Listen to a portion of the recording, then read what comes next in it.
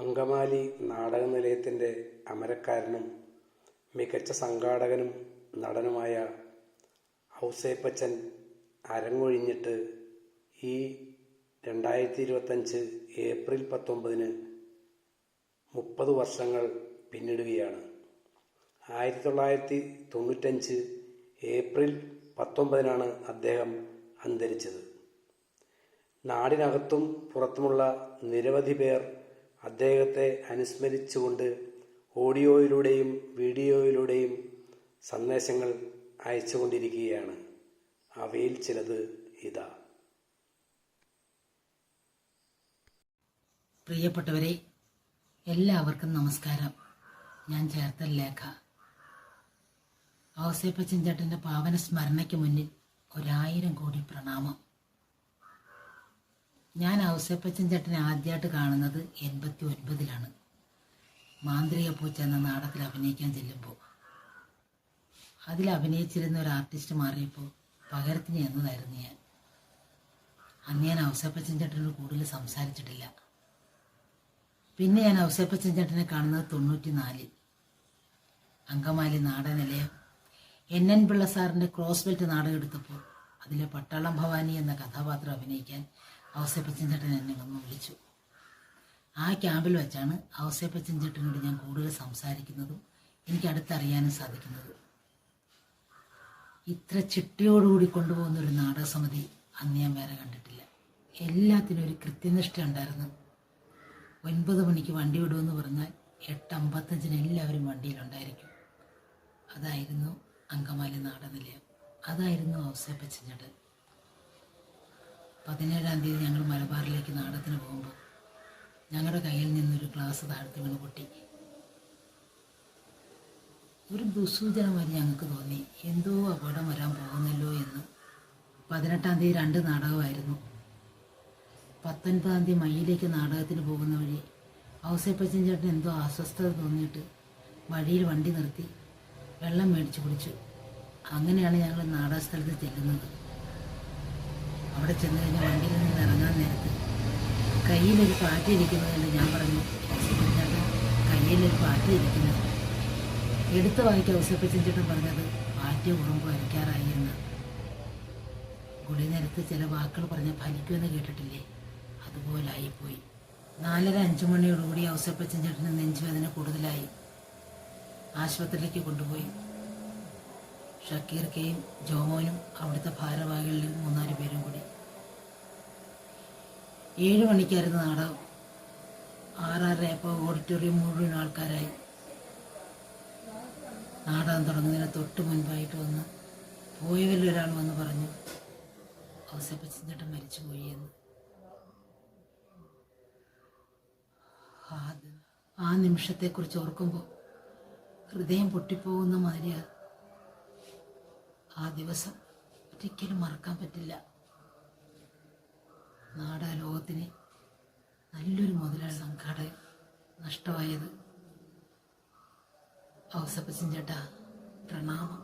എല്ലാവർക്കും നമസ്കാരം. 83-84 കാലഘട്ടത്തിലാണ് ഞാൻ തിരുവടിക്കുന്നിൽ ഔസേപ്പച്ചൻ എന്നൊരു നടൻ ഉണ്ടെന്ന് മനസ്സിലാക്കുന്നത്. അന്നൊക്കെ ഞാനൊരു സ്കൂളിൽ പഠിക്കുന്ന കാലഘട്ടത്തിലാണ്, ഒരു 7-ാം ക്ലാസ് 8-ാം ക്ലാസ്സിലേക്ക് പഠിക്കുന്ന ഒരു കാലഘട്ടത്തിലാണ് ഔസേപ്പച്ചൻ എന്നൊരു വലിയ നടനും വലിയ കലാസംഘാടകനും തിരുവടിക്കുന്നിലുണ്ട് എന്ന് മനസ്സിലാക്കുന്നത്.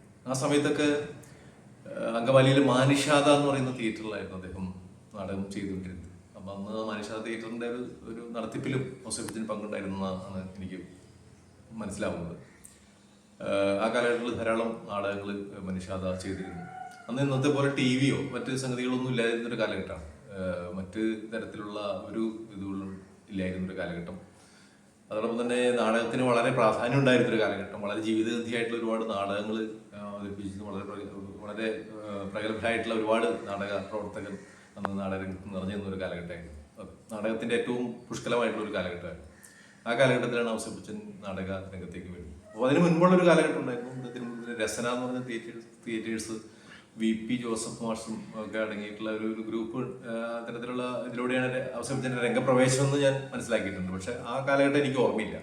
ഞാൻ ഈ മാനിഷാദയൊക്കെ ശേഷമുള്ള ഒരു കാലഘട്ടമാണ് എനിക്ക് ഓർമ്മ വരുന്നത്. ആ സമയത്ത് ഒരു നീല സ്കൂട്ടറിൽ അദ്ദേഹം ഒരു ഉച്ചയാകുമ്പോൾ ഇതിൽ കൂടെ ഇങ്ങനെ അങ്ങാടി കൂടെ പോകുന്നൊരു ഓർമ്മ എൻ്റെ മനസ്സിലാണ്. അപ്പോൾ ഇതാണ് ഔസേപ്പച്ചൻ കുട്ടികളൊക്കെ പറയും ഒക്കെ ചെയ്യുന്നൊരു ഓർമ്മ. അപ്പം നമ്മൾ അന്ന് തിരുവിഴക്കുന്ന് പള്ളിയിലെ പെരുന്നാളൊക്കെ ഉണ്ടാകുന്ന സമയത്താണ് ഔസേപ്പച്ചൻ്റെ നാടകങ്ങൾ മിക്കവാറും തന്നെ മനുഷ്യാതിരുടെ നാടകങ്ങളൊക്കെ ഇവിടെ കളിക്കാറുണ്ടായിരുന്നു, പെരുന്നാളുമായിട്ട് ബന്ധപ്പെട്ട്. പിന്നീടാണ് അങ്കമാലി നാടകനിലയം വരുന്നത്. നാടകനിലയത്തിൽ ഔസേപ്പച്ചൻ കുറെ കൂടി അറിയപ്പെടുന്ന ഒരു നടനും നാടക സംഘാടകനും ഒക്കെ ആയിട്ട് നിറഞ്ഞു നിൽക്കുന്ന ഒരു കാലഘട്ടത്തിലാണ് ഈ നാടകനിലയം ഔസേപ്പച്ചൻ്റെ തന്നെ പൂർണ്ണമായിട്ടുള്ള ഇതോടുകൂടി വരുന്നത്. നാടകനിലയം വളരെ ശ്രദ്ധേയമായിട്ടുള്ള ഒരുപാട് നാടകങ്ങൾ ചെയ്തു.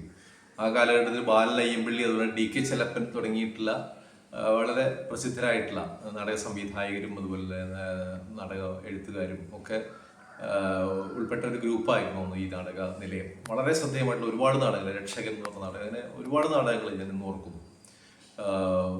ആ നാടകങ്ങളൊക്കെ തന്നെ മിക്കവാറും നമ്മുടെ തിരുമുടിക്കുന്ന് പള്ളി പെരുന്നാളും ഒക്കെ ആയിട്ട് ബന്ധപ്പെട്ട് അത് കളിച്ചിട്ടുണ്ട്. അതുപോലെ തന്നെ കേരളത്തിലെ നിരവധി ആയിട്ടുള്ള വേദികളിൽ ആ നാടകം നിരന്തരമായിട്ട് കളിക്കാൻ തുടങ്ങി. അത്തരത്തിൽ നാടകങ്ങൾ കളിക്കാൻ തുടങ്ങി. പിന്നീട് NN പിള്ളയുടെ നാടകാചാര്യനായിട്ടുള്ള NN പിള്ളയുടെ ഒരുപാട് ശ്രദ്ധേയമായിട്ടുള്ള നാടകങ്ങൾ, NN പിള്ളയായിട്ടുള്ള വലിയൊരു ബന്ധം, അടുപ്പം ഔസേപ്പച്ചനുണ്ടായിരുന്നു. NN പിള്ളിയും അതുപോലെ അന്നത്തെ NN പിള്ളയുടെ മകനായിട്ടുള്ള വിജയരാഘവനും ഒക്കെ ആയിട്ട് വലിയ ബന്ധങ്ങളുണ്ടായിരുന്നു.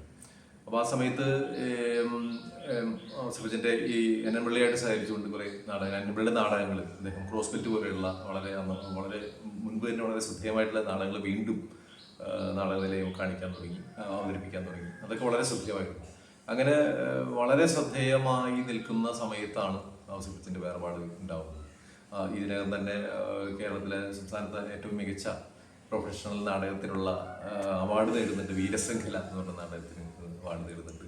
വീരശൃംഖല അടക്കമുള്ള മിക്കവാറും തന്നെ എല്ലാ നാടകങ്ങളും തിരുമുടിക്കുന്നിൽ ആ കാലഘട്ടങ്ങളിൽ കളിക്കുകയും അന്നത്തെ യുവാക്കൾക്കൊക്കെ തിരുമുടിക്കുന്നിൽ വളരെ ആവേശകരമായിട്ടുള്ള ഒരു അനുഭവം തന്നെയായിരുന്നു അതൊക്കെ. അങ്ങനെ നമ്മുടെ നാട്ടിൽ നിന്ന് വളരെ അറിയപ്പെടുന്ന ഒരു നാടകക്കാരൻ അല്ലെങ്കിൽ നടൻ, നാടക സംഘാടകൻ ഉണ്ടാവുന്നത് ഔസേപ്പച്ചനിലൂടെയാണ്.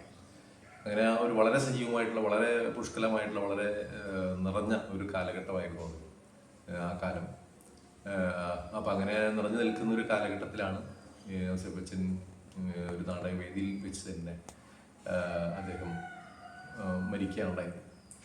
വലിയ നാടക ലോകത്തിന് വലിയൊരു നഷ്ടം ആണ് ഉണ്ടാക്കിയത് എന്നും ഞാൻ ഓർക്കുന്നു.